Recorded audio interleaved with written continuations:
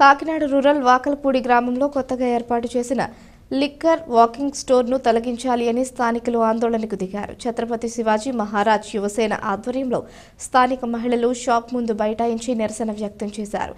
అధికారుల తీరుకు వ్యతిరేకంగా నినాదాలు చేశారు. ఈ సందర్భంగా స్థానికులు మాట్లాడుతూ గ్రామంలో ఇప్పటికే ఒక పెద్ద బార్, బ్రాందీ షాపులు ఉన్నాయన్నారు. మరలా కొత్తగా దీనిని ఏర్పాటు చేసే ప్రయత్నం చేస్తుంటే వద్దని అభ్యంతరం వ్యక్తం చేస్తూ జిల్లా కలెక్టర్కు సైతం అనేకసార్లు ఫిర్యాదు చేశామన్నారు. అయినప్పటికీ అధికారులు ఎవరూ తమ గోడు పట్టించుకోలేదన్నారు. పైగా ఎక్సైజ్ అధికారులు వచ్చి ఇక్కడ స్కూల్, ఆసుపత్రులు దగ్గరలో లేవు కదా, పైగా ప్రభుత్వానికి, పంచాయతీకి ఆదాయం వస్తుంటే మీకేంటి అంత బాధ అన్నట్టు అనుచితంగా మాట్లాడారన్నారు. 10,000 జనాభా ఉన్న చోట ఇన్ని బ్రాందీ షాపులు అవసరమా అని ప్రశ్నించారు. రాత్రులు ఈ దారిలో రావాలి అంటే మందుబాబుల కారణంగా మహిళలకు రక్షణ లేకుండా పోతోందని ఆవేదన వ్యక్తం చేశారు. తక్షణం ఇక్కడ నుంచి షాప్ను తొలగించాలని వారు డిమాండ్ చేశారు.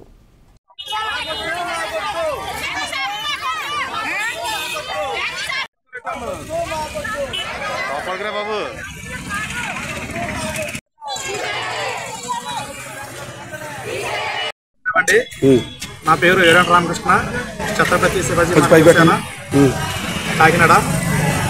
ఈ రోజుని ఇక్కడ ఇలా ధర్నా జరిగే కారణం ఏంటంటే, ఇంతకుముందు వాకింగ్ షాప్ పెడతామని చెప్పి మనకు తెలిసింది. మేము వెంటనే కలెక్టర్ ఆఫీస్కి వెళ్ళి పన్నోళ్ళకి కంప్లైంట్ ఇచ్చాము.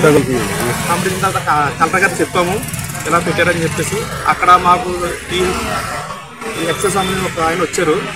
వచ్చి అక్కడ మీకు ప్రాబ్లం అని చెప్పాడు.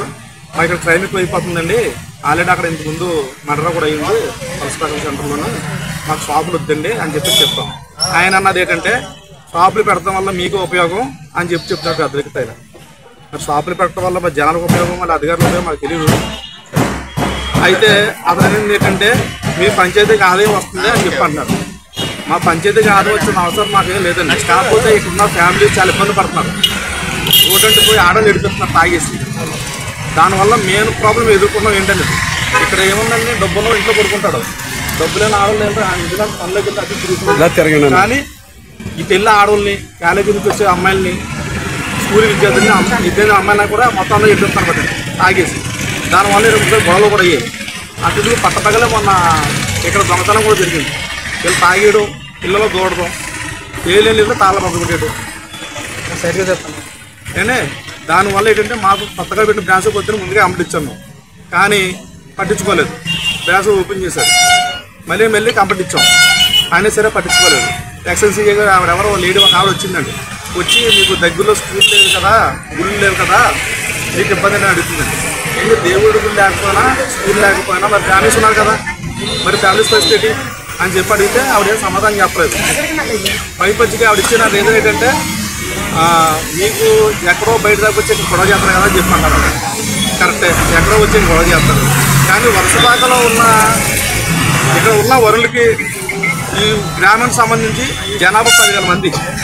10,000 మందిలో ఇక్కడ ఉన్న సైట్ అంతా వరుసపాకం మొత్తం కలిపి 200 ఎకరాలు.